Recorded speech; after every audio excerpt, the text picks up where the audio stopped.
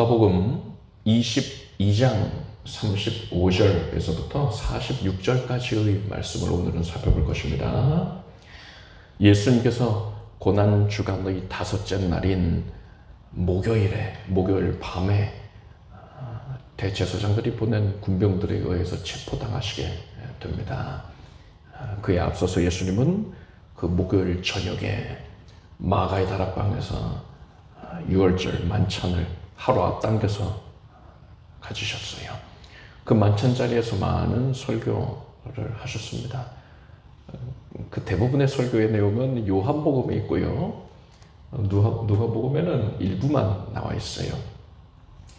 오늘은 예수께서 목요일 저녁에 설교를 하신 내용들, 그리고 이제 목요일 밤에 예수께서 체포되시기 직전에 겟세마네 동산에서 기도를 하신 그런 내용에 대해서 살펴보겠습니다.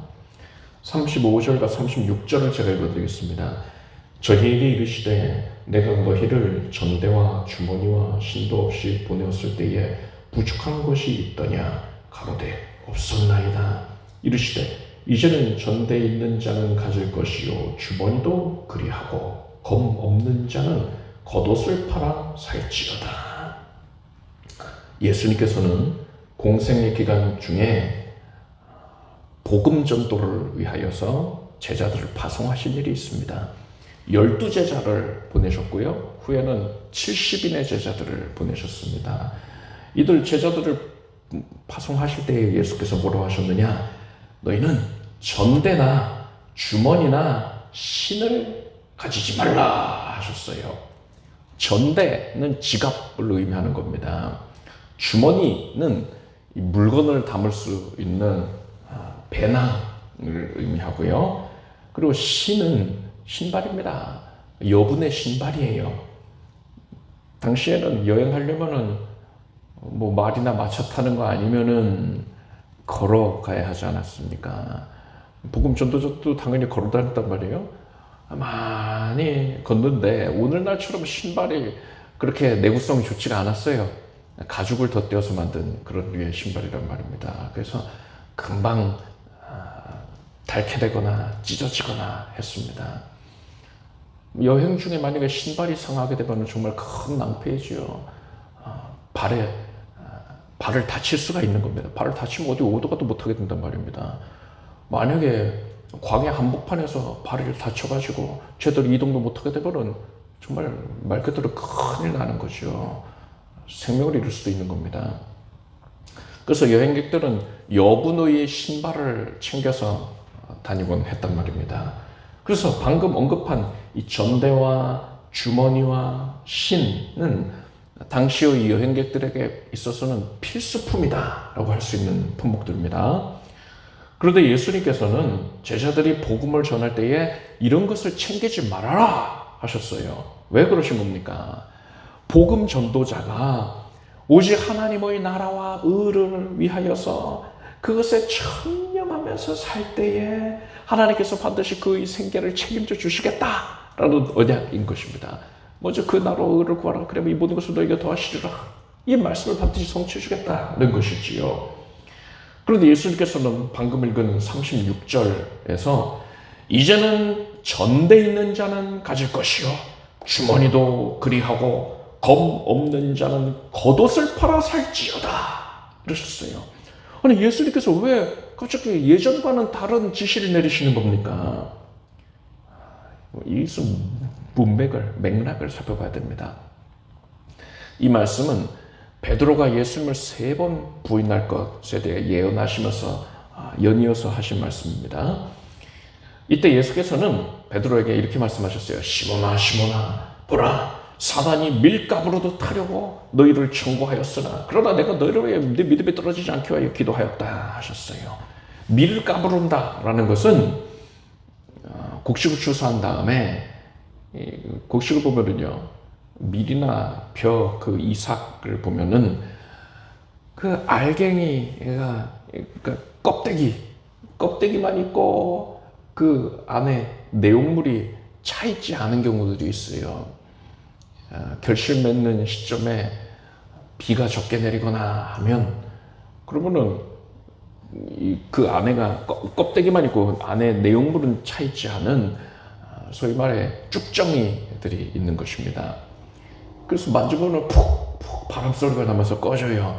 이 쭉정이 아무 데도 쓸 데가 없지요. 그래서 추수를 한 다음에는 그 내 안에가 알맹이가 꽉 차 있는 알곡만 취하고자 한단 말입니다. 그래서 어떻게 하느냐, 키질을 합니다. 키 아시지요? 자다가 오줌을 싼 아이에게 키를 덮어쓰고서는 소금 가지고서는 그렇게 교육을 하는 그런 일들도 있지 않았습니까? 키질은 뭐냐면 그 키 위에다가 추수한 나달을 넣고서 계속 알맹이들을 하늘로 위로 올렸다가 또 끌어당겼다 하는 겁니다. 그러면은 가벼운 것들은 바람에 날려서 떨어지게 되고, 알곡은 묵직하니까 무게가 있으니까 안쪽으로 몰려들게 되는 거죠. 그렇게 알곡만 모아서 곡간에 거두는 것이지요. 이 키질을 하는 게 바로 밀을 까부른다라고 표현을 하는 겁니다. 그런데 여러분, 이 나달의 입장에서 생각을 해보십시오. 키질을 할 때에 좌우로 마구마구 부딪혀요. 위로 올라갔다가 내려왔다가 합니다. 얼마나 정신이 없겠어요. 마귀가 그처럼 베드로를 뒤흔들 것이다. 못 견딜 만큼 뒤흔들게 될 것이다. 라는 것이지요. 그런데 예수께서 이 말씀을 하실 때, 이 하신 말씀을 자세히 살펴보면요, 사단이 밀가부로도 타려고 너를 청구했다가 아니라 너희를 청구했다 했어요. 사탄이 베드로만 목표로 삼은 게 아니라 너희, 즉 모든 제자들을 목표로 삼았다는 겁니다. 모든 제자들이 마귀의 총공세에 시달리게 될 것이다 라는 겁니다. 이제 몇 시간 후면 예수님은 군병들에게 잡혀가실 겁니다. 그리고 제자들은 큰 두려움에 사로잡혀서 말 그대로 공황 상태에 빠지게 됩니다. 예수님이 항상 목자로서 제자들을 지켜주셨는데 그런 예수님이 잡혀가셨으니까 뭐 제대로 살이 판단이 안 되는 거예요. 제자들이 너무나 겁에 질려가지고서는 자기 목숨 부지하기 위해서 뿔뿔이 흩어지게 된단 말입니다. 게다가 제자들은 곧이어서 예수님이 처형당하셨다, 죽으셨다, 이 소식을 듣게 됩니다. 그때 제자들은 크게 절망을 하게 될 것입니다. 이때 제자들이 신앙을 배반하게 만들려는 마귀의 시험으로 인해서 큰 도전을 받게 된다는 것이지요. 그래서 예수님께서는 제자들에게 너희가 감당치 못할 만큼의 큰 환난이 이제 곧 임할 것이니까 그때에 마귀에게 당하지 않도록 마귀와의 영적 싸움에 만반의 준비를 하고 있어야만 한다. 반드시 그래야 된다. 그것은 강력하게 경고를 하신 것입니다. 특히나 예수님께서는 제자들에게 이 싸움을 위한 검을 사기 위해서 겉옷까지도 팔아라 이러셨어요.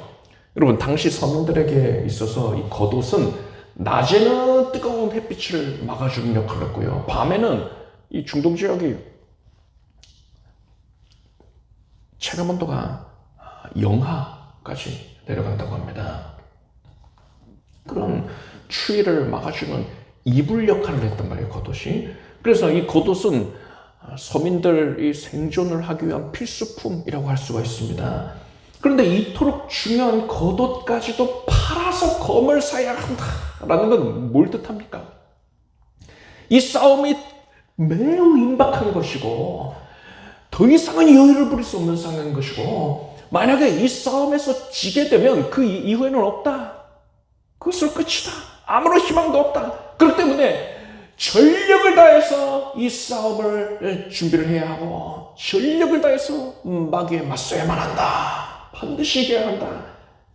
이런 뜻을 밝히신 것입니다. 이렇듯 예수님께서는 제자들에게 마귀의 핍박과 환란이 다가올 때에 그것을 미리 경고해 주셨어요. 그리고 제자들이 그것을 대비하게 해주셨단 말입니다. 그런 예수님께서 오늘날 우리들에게도 동일하게 경고하고 계십니다. 우리가 지난 몇 주간 살펴보았듯이 마지막 때에 마귀와 세상은 교회와 성도들을 크게 핍박할 것입니다. 물론 이 역사상 유례가 없는 그런 대핍박은 7년 환란의 때에 있을 것이고요. 그에 앞서서 7년 환란 이전에도 예수님의 재림의 때가 임하였다는 것을 알리기 위한 징조로서 온 세상에 예수 믿는 자들에 대한 핍박이 있을 거예요. 코로나 사태를 겪기 전만 하더라도 이 말세에 성도에게 대대적인 핍박이 있을 것입니다 라는 이런 예언, 이 예언을 성도님들이 대할 때에 대부분 어떻게 생각했습니까? 우리나라가 북한과 같은 사회주의 국가도 아니고 종교의 자유가 보장되어 있는데 무슨 예수 믿는다고 핍박을 받겠느냐, 이렇게 안일하게 생각을 하곤 했었어요. 그런데 여러분, 코로나를 겪으면서 생각이 달라지지 않았습니까? 코로나 기간 중에 한창 사람들이 겁에 질려 있을 때에 그때 세상이 교회에 대해서 어떻게 반응했습니까? 세상 사람들은 교회가 바로 코로나를 확산시키는 원흉이다 라면서 교회를 모질게 비난했습니다. 정부와 세상 언론들이 앞다퉈서 교회를 비난하는데요. 몇몇 교회와 선교단체들이 제대로 방역 지침을 준수하지 않아가지고 코로나가 전파가 된 것을 가리켜서 교회발 코로나다 이렇게 낙인을 찍혀가지고 교회를 정죄했단 말입니다. 무슨 식당발 이런 거 이름을 붙이지도 않으면서 경제적인 타격을 우려해가지고 그런 식의 이름은 절대로 붙이지도 않으면서 교회에서 성도들이 심지어 예배 끝나고서 식당에 가가지고서는 식사하다가 감염이 된 걸 가지고서는 교회발이라고 이름을 붙였단 말입니다. 그래서 심지어 어느 정도였냐면요, 직장에서 직원들에게 교회 나가지 말아라, 코로나 잠잠해질 때까지 교회 나가지 말아라 하면서 만약에 교회에 나가서 코로나 걸려가지고 업무에 지장을 끼치게 되면은 또 이 사업장에 해를 끼치게 되면은 그러면 그 사람 해고할 거다 이렇게 경고를 하기도 했어요. 그것 때문에 당시에 교회에 못 나오는 성도들도 많았단 말입니다. 처음에는 정부에서 앞장서서 그런 흐름을 주도를 했고요. 교회들은 얼떨결에 처음에는 어떻게 대처해야 될지도 모르겠으니까요. 공황 상태에 빠져 있어서 그런 흐름에 그저 숨죽이고 순응하기만 했었어요. 그러다가 뒤늦게야 정신을 차리고서는 그런 정책에 반발을 하는 목소리를 냈었지요. 그러니까 방역당국에서 뭐라고 했었느냐, 이게 더 엉뚱하다가 이거 큰일 나겠다 싶으니까 뭐라고 발표를 했느냐, 교회에서 이루어지던 대면 예배를 통한 감염 확산은 사실상 없었다라고 공식적으로 정부에서 발표를 했어요. 그렇게 한 발짝 물러나는 모습을 보인단 말입니다. 정부가 이렇게 발표를 할 만큼 실제로 교회 때문에 코로나가 확산된 게 아니라는 게 너무나 명백한 거예요. 객관적인 데이터를 가지고 그렇게 발표를 한 겁니다. 그런데도 세상 언론들은 교회에 대한 비판적인 분위기가 형성이 되니까 이때를 기다렸다는 듯이 물 만난 고기 마냥 교회를 물어뜯기에 정신이 없었어요. 모든 언론들이 다 마찬가지였습니다. 다 한통 속이었어요. 제가 지금 드린 말씀은요, 조금의 과장도 없어요. 우리가 직접 겪은 일이 아닙니까? 우리는 지금은 이런 사태가 잠잠해졌다고 해서 이런 일이 실제로 있었다는 사실 자체를 망각해서는 안 됩니다. 왜 그렇습니까? 이것은 장차 있을 일에 대한 예고편에 불과하기 때문에 그런 거예요. 예수님께서는 마지막 때에 있을 여러 징조들에 대하여 말씀하시면서 이 모든 일 전에 내 이름을 인하여 너희에게 손을 대어 핍박하며 회당과 옥에 넘겨주며 임금들과 관장들 앞에 끌어가려니와 이 일이 도리어 너희에게 증거가 되리라 하셨습니다. 이 모든 일 전에 핍박이 있을 거다 하셨어요. 말세의 징조들을 지금 언급하시는 그런 내용이었단 말입니다. 말세의 모든 징조들 중에서 교회와 성도들이 핍박을 받는 징조가 우선적으로 성취가 된다는 겁니다. 따라서 우리들은 뭘 알 수 있습니까? 이제 머지않은 때에 교회에 대한 세상의 대대적인 핍박이 있을 것임을 확신할 수 있어요. 그것은 코로나 같은 전염병 때문일 수도 있고요. 그 외에 우리가 상상도 못했던 그런 일을 계기로 인하여서 핍박이 야기될 수도 있는 겁니다. 중요한 건 그 날이 멀지 않았다는 겁니다. 그러면 우리는 어떻게 해야 됩니까? 오늘 본문에서 예수님께서 제자들에게 경고하시면서 전력을 다해서 마귀와의 싸움을 대비하라, 맞서야 된다 이러지 않으십니까? 마찬가지로 우리도 영적인 싸움을 대비해야 되는 거예요. 이제 곧 영적으로 큰 전쟁이 있단 말입니다. 그러니까 지금 그냥 졸면서 자면서 좀 더 자자, 좀 더 놀자 이러면 안 되는 겁니다. 예수 그리스도를 따르는 성도들을 공공연하게 핍박하는 그 신앙을 배반케 하려는 그런 흐름이 온 세상에 만연해지게 된단 말입니다. 초대교회에 로마에서 기독교인들을 박해하였던 것, 그런 도전이 이제 만연해지게 된다는 거예요. 그렇지만 우리는 두려워할 게 없습니다. 예수님께서는 세상에서 너희가 혼란을 당하나 담대하라, 내가 세상을 이기었노라 하셨어요. 이길 것이다가 아니라 이기었노라. 이미 이기셨다는 거예요. 예수께서 세상과 마귀를 이기셨습니다. 마귀의 머리를 짓밟아 깨뜨리셨습니다. 그래서 이 싸움, 우리의 앞에 도사리고 있던 이 영적 큰 싸움, 치열한 싸움의 결과는 이미 정해져 있습니다. 예수께서 이미 승리하셨기 때문에 예수 안에 있는 자는 승리하는 겁니다. 사실 여러분은 조금 더 요동하지 말기를 바랍니다. 여러분이 예수님을 믿는다는 이유로 인해서 세상에서 무슨 핍박을 받게 된다 하더라도 여러분은 예수님을 향한 신앙을 조금 흔들려서는 안 됩니다. 오히려 여러분은 그런 핍박 중에도 핍박 가운데에서 오히려 정금과도 같이 빛나는 신앙을 예수님 앞에 보여드리길 바랍니다. 그래서 예수님을 기쁘시게 해드리길 바랍니다. 37절과 38절을 제가 읽어드리겠습니다. 내가 너희에게 말하노니 기록된 바 저는 불법자의 동료로 여김을 받았다 한 말이 내게 이루어져야 하리니 내게 관한 일이 이루어 가면이라. 제가 여짜오되 주여 보소서 여기 검 둘이 있나이다. 대답하시되 족하다 하시니라. 여기서 저는 불법자의 동료로 여김을 받았다는 것은 예수님이 흉악한 강도들, 그러니까 불법자들과 함께 십자가 형벌을 받게 되시는 것을 예언한 말씀입니다. 예수께서 검을 준비해야 된다. 그래서 예수님이 불법자와 함께 여김을 받게 된다. 이런 말씀을 하시니까 제자들이 예수님, 여기에 검이 2개가 있습니다. 하고 가지고 나왔어요. 예수님께서 겉옷을 팔아서 검을 준비해라 하셨더니 제자들은 예수님께 진짜 검을 보여드리면서 여기 검이 있는데요. 잘 됐네요. 하고서 예수님께 갖고 나와서 칭찬을 받으려고 하는 거예요. 제자들은 지금 예수님께서 하신 말씀의 의미를 전혀 이해하지를 못하고 있는 겁니다. 이런 제자들에게 예수님께서는 족하다 하셨어요. 이게 뭡니까? 잘했네. 이런 칭찬입니까? 아니에요.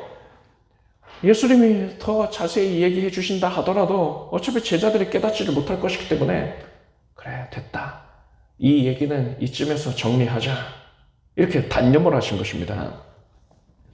여러분, 예수님께서 우리가 방금 살펴봤던 이 본문 가운데에서 예수님이 의미하신 검이 뭘 뜻합니까? 마귀와의 싸움에서 사용해야 할 검입니다. 그것은 하나님의 말씀에 대한 변함없는 믿음이고요. 또한 예수님에 대한 변함없는 사랑인 것입니다. 그런데 제자들은 이러한 의미를 깨닫지를 못하고 핍박을 받을 때에 진짜로 검이 필요하다 이렇게 생각을 했던 거예요. 그 대표적인 제자가 바로 베드로입니다. 베드로는 목요일 밤에, 그러니까 오늘 본문의 그 시점으로부터 몇 시간 후의 일이지요. 목요일 밤에 예수님이 대제사장이 보낸 군병들에게 체포되시니까 준비해 두었던 검을 꺼내가지고 휘두릅니다. 그런데 어부일을 하던 사람이 뭐 검을 검사들만큼 군병들만큼 제대로 다루겠습니까? 그냥 자기 힘을 의지해서 막 휘두른 거예요. 위협적으로 막 휘두른 거예요. 그러다 보니까는 대제사장의 종 중에 말고라는 사람이 있는데 그 종의 귀를 잘라버린 겁니다. 그냥 위협적으로만 휘두른다 했는데 어떻게 그 칼이 사람의 귀를 싹 잘라버린 거예요. 그러자 예수님께서는 베드로에게 네 검을 도로 집에 꽂으라. 검을 가지는 자는 다 검으로 말하느니라. 그 책망을 하십니다. 그리고 그 말고의 귀를 만져서 다시 고쳐주셨어요. 그리고 예수님은 군병들에게 순순히 체포되셔서 대제사장 앞에 끌려나가셔서 모진 신문을 받으십니다. 얼굴이 피투성이가 돼요. 뭐 형상을 알아보지 못할 정도로 피투성이 됐다. 그렇게 이사야서에 말하지 않습니까? 이때의 제자들은 뿔뿔이 흩어집니다. 그리고 베드로는 요한과 함께 대제사장의 뜰로 찾아갔어요. 담대하게 찾아간 거예요. 예수님이 어떻게 되실까 해서 뭐 잠입까지는 아니고 사람들이 날 몰라보겠지 하고선 들어간 겁니다. 예수님이 고난당하시는 중에 베드로는 모닥불을 쬐고 있었습니다. 그 건너편에 예수님이 고난당하고 계시는 거예요.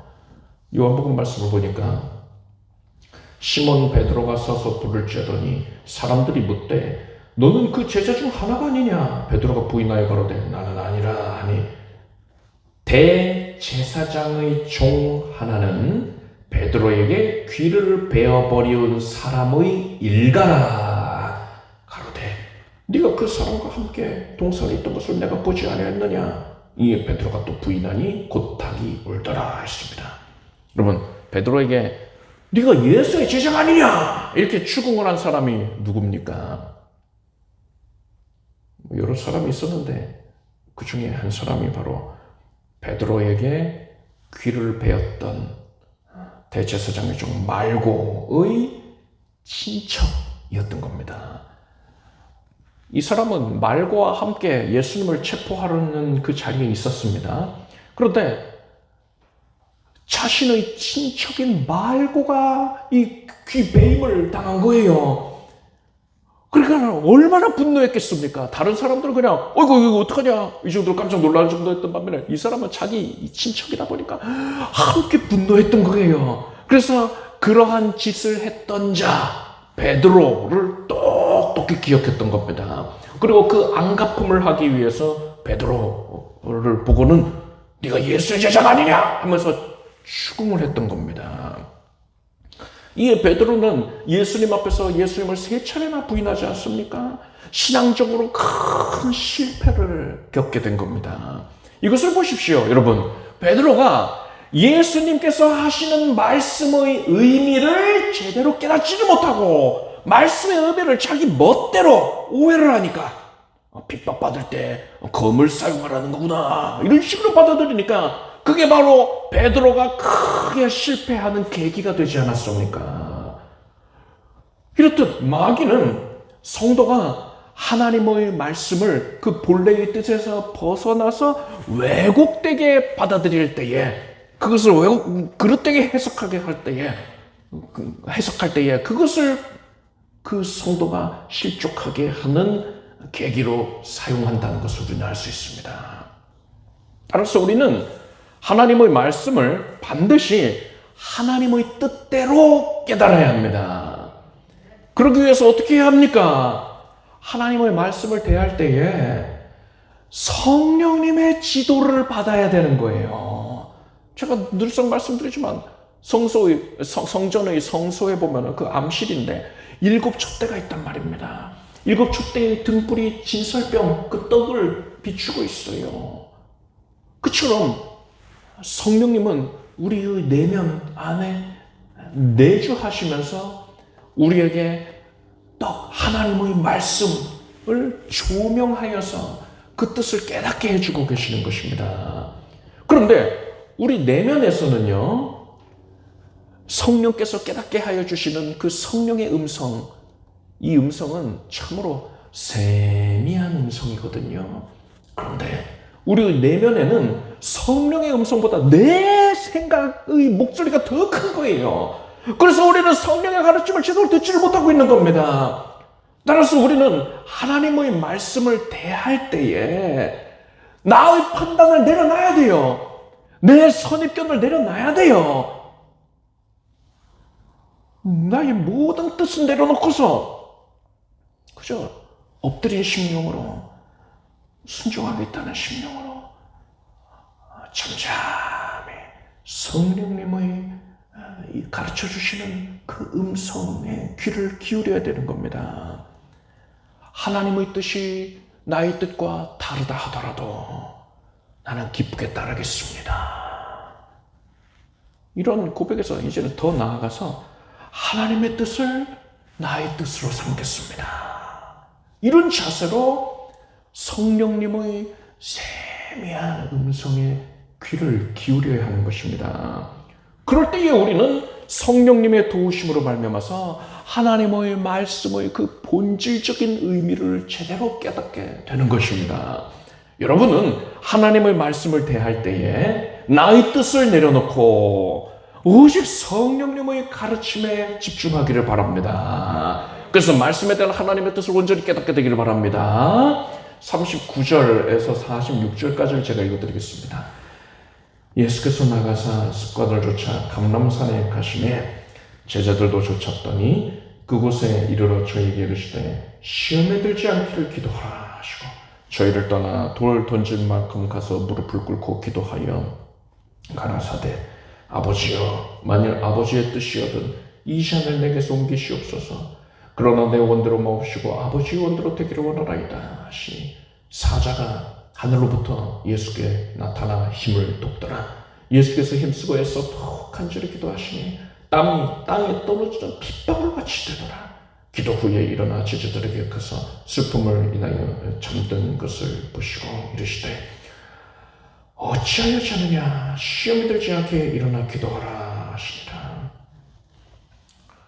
예수님께서 제자들과 유월절 만찬을 마치시고 감람산에 가셔서 기도하셨습니다. 이제 예수님께서 인류의 죄를 담당하시기 위해서 친히 십자가를 짊어지셔야 할 시간이 임박했어요.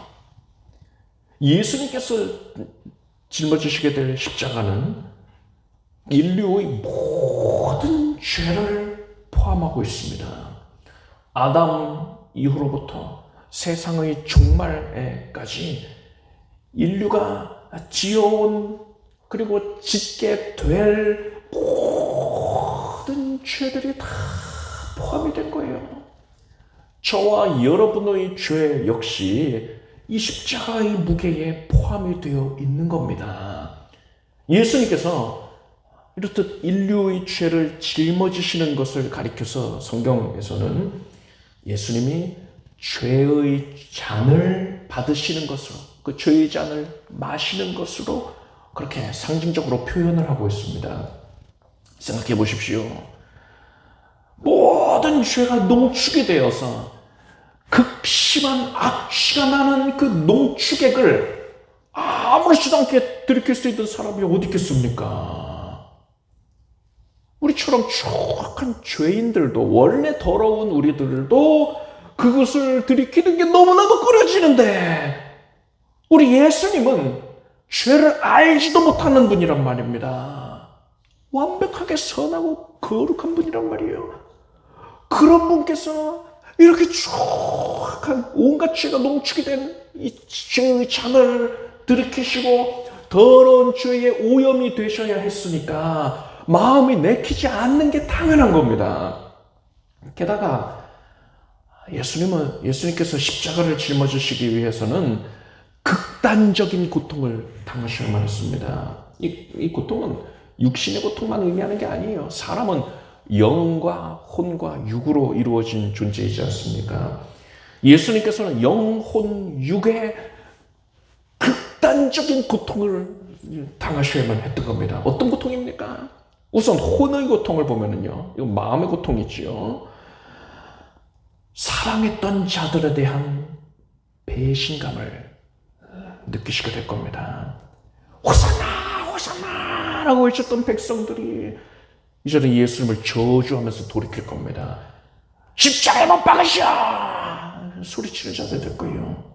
그리고 예수님과 오랜 세월 함께 했던 제자들도 예수님을 버리고 배신할 겁니다. 온 세상 사람들이 예수님을 비난하면서 침을 뱉을 것이고요. 예수님은 발가벗겨진 채로 십자가에 달려서 조롱당하게 될 겁니다. 이게 혼의 고통이에요. 영의 고통은 무엇이었습니까? 하나님 아버지와의 관계가 단절이 되는 고통입니다.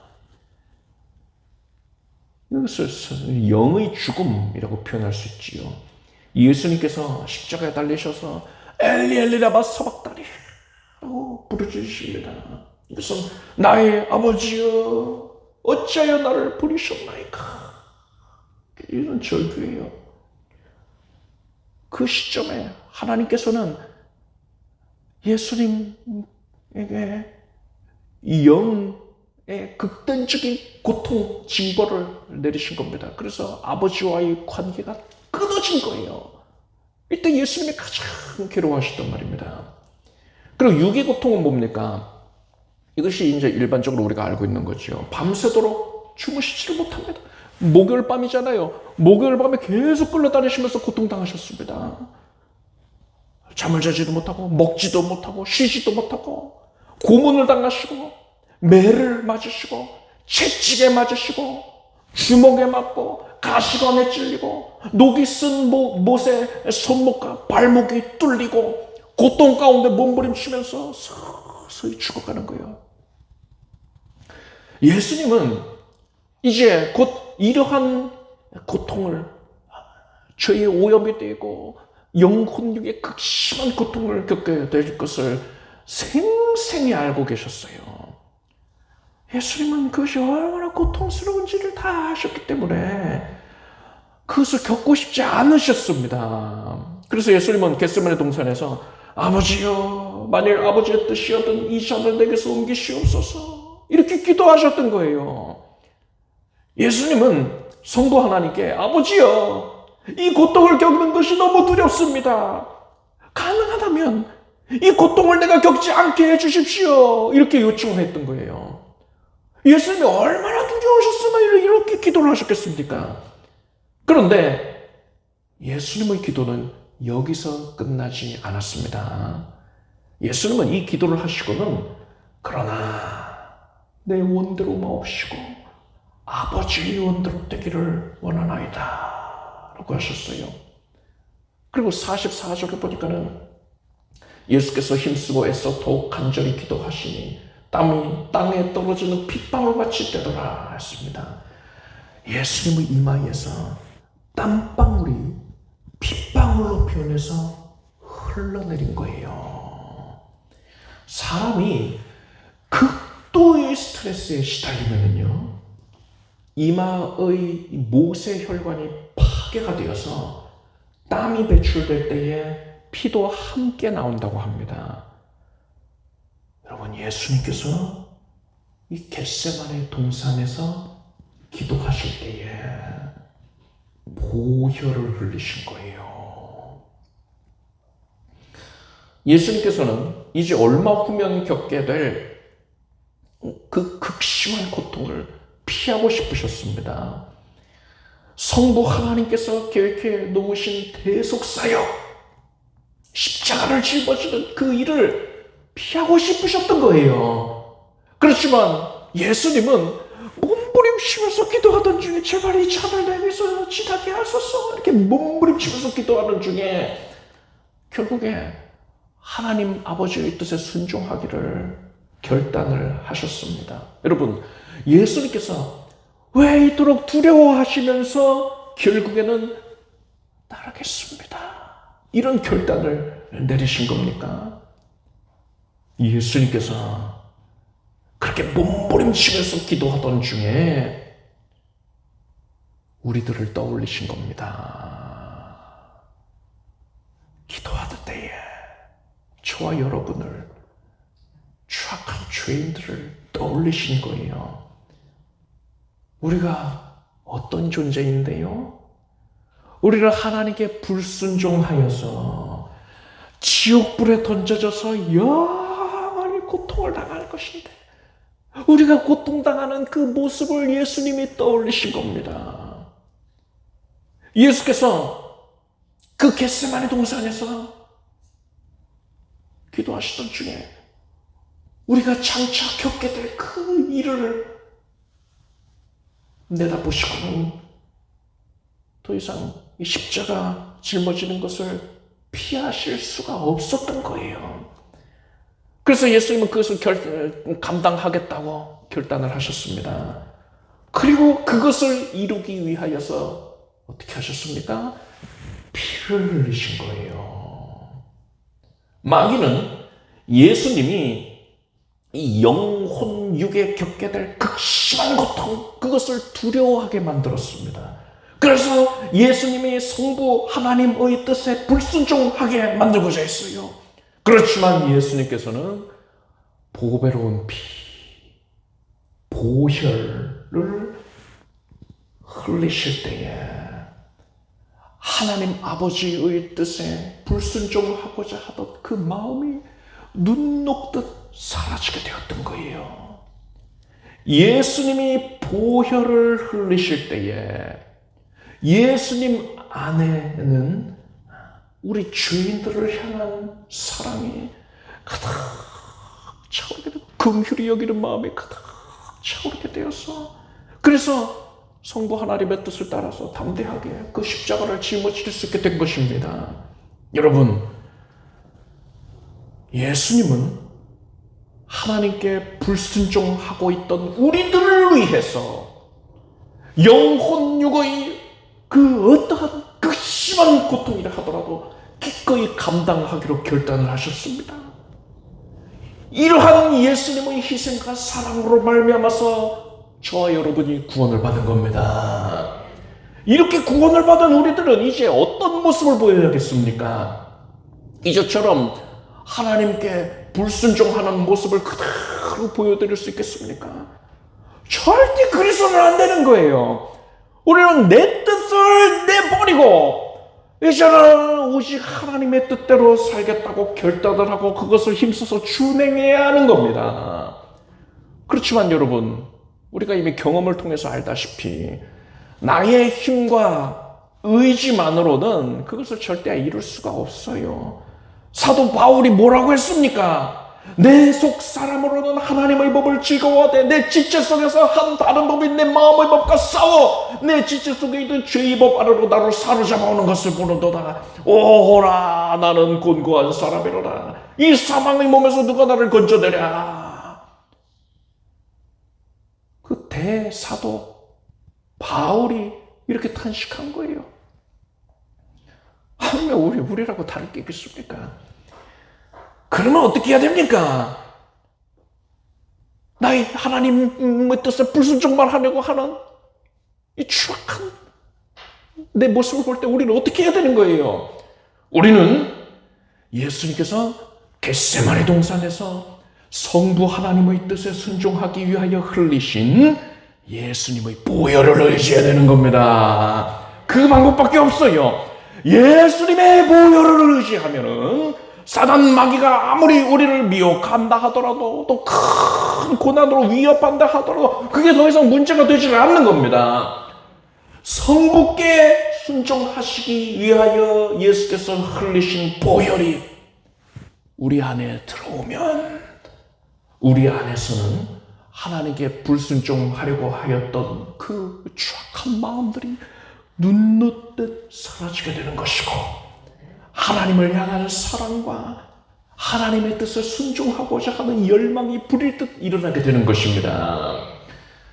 예수님께서 겟세마네 동산에서 흘리신 그 거룩한 피, 보혈은 불순종을 순종으로 바꾸는 능력이 있는 것입니다. 여러분은 예수님의 보혈을 의지하기를 바랍니다. 그래서 오직 하나님의 뜻에 순종하며 사는 우리가 되기를 축복합니다. 기도하겠습니다. 하나님, 예수께서 이 큰 사랑을 우리에게 베풀어 주셨나이다. 예수의 보혈을 의지하여서 하나님의 뜻에 순종하고 또 순종하게 하소서. 하나님의 말씀을 하나님의 의도하신 바대로 깨닫게 하여 주시고, 전체 있을 영적 싸움을 우리가 깨어서 대비하는 자들이 되게 하소서. 마귀와의 싸움에서 승리하게 하소서. 예수님의 이름으로 기도드립니다. 아멘. 모두 자리에서 일어나시기 바랍니다. 가슴에 손을 얹으십시오. 아픈 것에 손 얹고 간절한 손을 품고 기도하겠습니다. 예수님, 우리를 사랑하셔서 친히 보배로운 피를 흘려주신 것을 감사합니다. 창조자께서 흘리신 피가 온 우주 만물의 가운데에 가장 초월적인 능력을, 고결한 가치를 가지고 권능을 나타내는데, 그 피가 우리를 뒤덮어 주시니 감사합니다. 이 은혜를 우리가 어찌 다 말로 표현하겠습니까? 주의 보혈로 내가 변화가 됐습니다. 마라의 쓴물과도 같았던 우리 인생이 예수의 보혈로 말미암아서 축복으로 변화됐습니다. 우리가 지금 삶 가운데에 허덕이고 있지만은, 사방으로 우겨쌈을 당한 것 같아서 고통 가운데에 탄식하고 있지만은, 예수의 보혈이 우리를 뒤덮었더니, 우리의 영혼이 예수의 보혈로만 온전히 채워졌더니 우리의 삶이 축복이 되었습니다. 하나님께 영광 올리고 또 영광 올릴 제목만 됩니다. 기뻐하고 감사하고 주님의 은혜를 기념할 제목이 됩니다.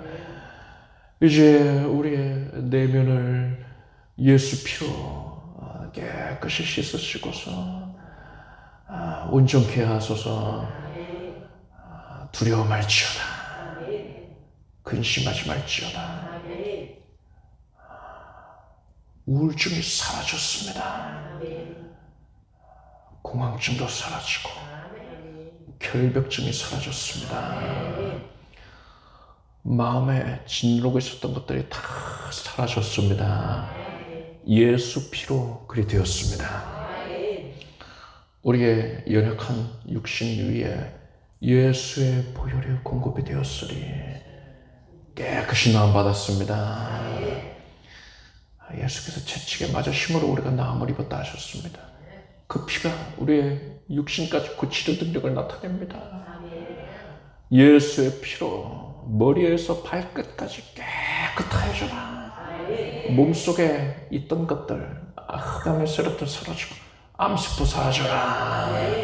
생명으로 충족하라. 염증이 사라지고 세균과 바이러스가 깨끗이 사라질 것이고 온몸이 크게 회복이 될지어다. 오장육부가 강건하여 줄지어다.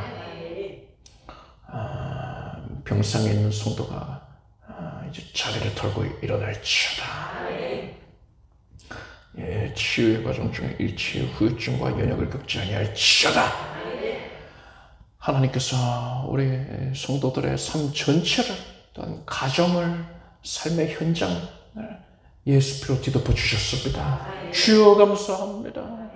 창조자의 피가 우리의 저 삶의 전 지경을 뒤덮어 주셨으니 이제 은혜의 역사를 봅니다. 예수께서 함께 하셔서 내가 승리합니다. 신앙의 일적 흔들림이 없을 것이고 예수님을 향한 사랑이 말씀에 대한 믿음이 더 견고하여집니다. 우리 온 가족들이 예수님을 잘 섬기게 됩니다. 예수님으로 말미암아서 기쁨 가운데 거하게 됩니다. 마음에 간절하게 호소하고 있는 제목들도 예수님께서 이제 다 응답하여 주십니다. 오직 주를 사랑하는 자에게 하나님께서 기뻐하고 감사하고 영광 올릴 제목을 넘치게 지어주시나이다. 물질의 어려움이 해소가 되라. 안정된 직장을 얻을지어다. 하나님의 은혜로 진학의 문이 열려질지어다. 만남의 교제가 있을 것, 은혜 가운데 이루어질 것이고, 믿음의 가정이 이루어질 것이고, 대문이 열리고 순상케 되어라. 하나님께서 은혜 위에 은혜를 더하여 주십니다. 놀라운 은혜를 고백하게 될지어다. 예수님의 이름으로 기도드립니다. 믿은 대로 될지어다. 하나님께 박수 올리겠습니다. 잘 앉으십시오. 준비하신 예물을 정성된 마음으로 드리겠습니다. 들으신 예물을 위해 축복기도 하겠습니다. 하나님 감사드립니다. 모든 것을 감사합니다. 예수 그리스도의 거룩한 보혈로 우리를 뒤덮어 주신 것을 확인하옵고 감사하옵고 영광을 올려드립니다. 기쁨 가운데 주께 헌신하였으니 하나님께서 기쁨 가운데 연락하여 주시옵소서. 예수님의 이름으로 기도드립니다. 우리 주 예수 그리스도의 은혜와 하나님 아버지의 사랑과 성령님의 교통하심이 수예배에 함께한 사랑하는 성도들 위해 영원히 함께 없으기를 축원합니다.